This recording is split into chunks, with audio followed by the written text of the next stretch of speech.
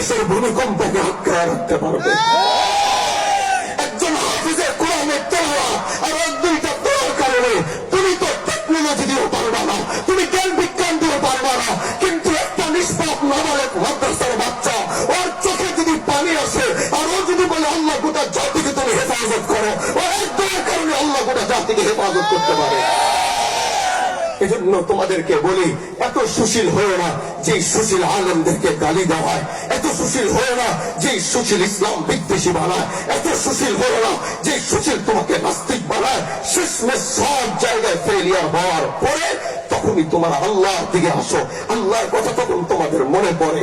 এজন্য ভাই আমার, এমন এক মুহূর্তে যেখানে আযাব আযাব ভাব, যেখানে গোটা দেশ ভূমিকম্প নিয়ে ব্যস্ত, ওই মুহূর্তে এখনো কত মানুষ, এতটুকু ভূমিকম্প হওয়ার পরে এখনো কোনো মানুষ গুনাহ থেকে ফিরে আসতে পারে নাই, এখনো অনেকে জিনাহ থেকে ফিরে আসতে পারে নাই, এখনো অনেকে সুদ থেকে ফিরে আসতে পারে নাই, এখনো অনেকে অপরাধ থেকে ফিরে আসতে পারে নাই।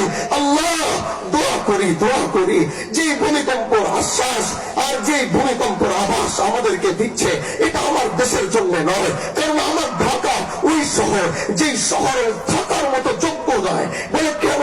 বলে ছোট্ট শহরে 2 কোটি মুসলমান বসবাস করে, এবং পৃথিবীর অনেক দেশ আছে, গিয়ে দেখো গোটা দেশের মধ্যে 2 কোটি মানুষ, আর শুধু ওই ঢাকা।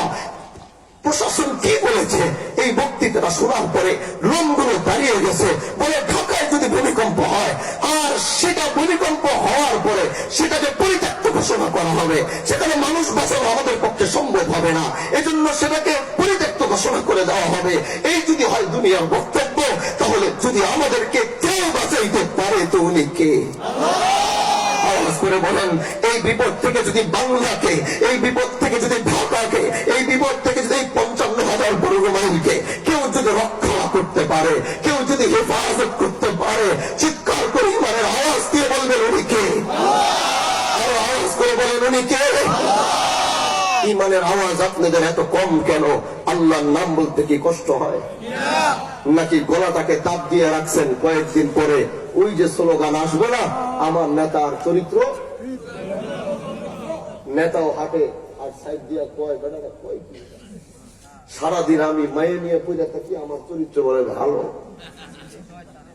সারাদিন আমি আমার নেতা কর্মীরে পাইপ দিয়ে আর ওটা দিয়ে ধরায় বাবা খাওয়াইতে ব্যস্ত, আর ও কয় আমার নেতার চরিত্র ফুলের মতো পবিত্র। এবার এই মিথ্যা বন্ধ করতে হবে, এবার এই মিথ্যা বন্ধ করতে হবে। এবার জন্য এই মিথ্যা আগামীতে চাই না।